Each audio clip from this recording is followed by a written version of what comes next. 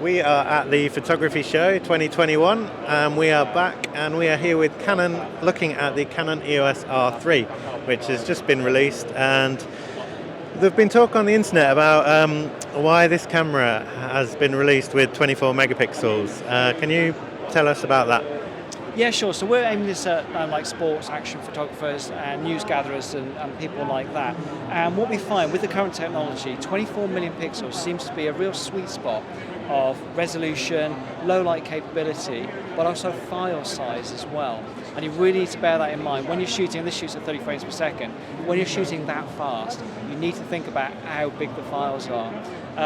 Also, quite often with the kind of people we're aiming this at probably work in very fast-paced environments as well. So they want to be able to take the shots and get them off to the news editing desks or wherever. And to have humongous files can be, can be difficult. So to have 24 million pixels, we feel gives you that really nice balance. It also gives a nice look to motion as well.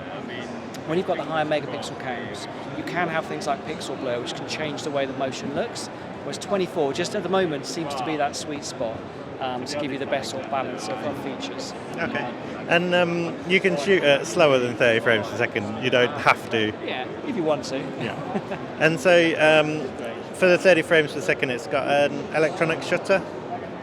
Yes, it does. Yeah, so you can do 30 frames a second on electronic, or you can do 15 frames a second, and then it's 12 frames a second using the mechanical shutter as well.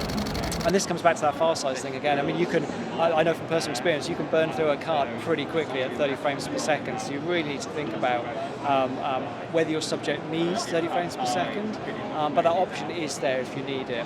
What's interesting as well is because we've got this new sensor and processor inside here, actually the rolling shutter has been reduced quite dramatically. So even when you are using an electronic shutter, you still get a lovely look and feel to your images. And the sensor in there, is traditionally Canon make their own sensors. Is this a Canon's own sensor technology? Yes, it is, very much so, yeah. So we've designed and built this sensor. It's our first back-illuminated stacked sensor. And basically what that's telling you is that this is an incredibly fast sensor. What it's about getting that information off the sensor, through the processor, and then onto the card, and that's what this camera's about. Canon has talked a lot about news gathering, the high speed of it with the Ethernet connection, going to be suitable for that kind of thing, but you haven't necessarily talked about wildlife. Is that deliberate?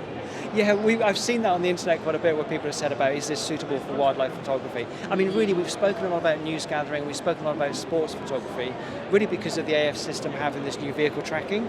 So we want to talk about this vehicle tracking, but absolutely, you could use this for a multitude of photography. And don't forget, this has the animal detection, it has the eye animal detection, and all of our AF algorithms on here have been improved over other cameras. So officially, the AF system on this should be better than you get on the R5. So yes, absolutely, you can use this for a multitude of different types of photography. It's just that because we've got the new vehicle tracking, it's just something we've been talking about quite a lot, that's all. On the name, it's called the Canon EOS R3. Is there a reason why it's not the Canon EOS R1? Well, actually, that's a really interesting question. So to become a 1 series camera, you've got to fulfill a very certain type of criteria of specifications and abilities. And one of those is to be incredibly durable.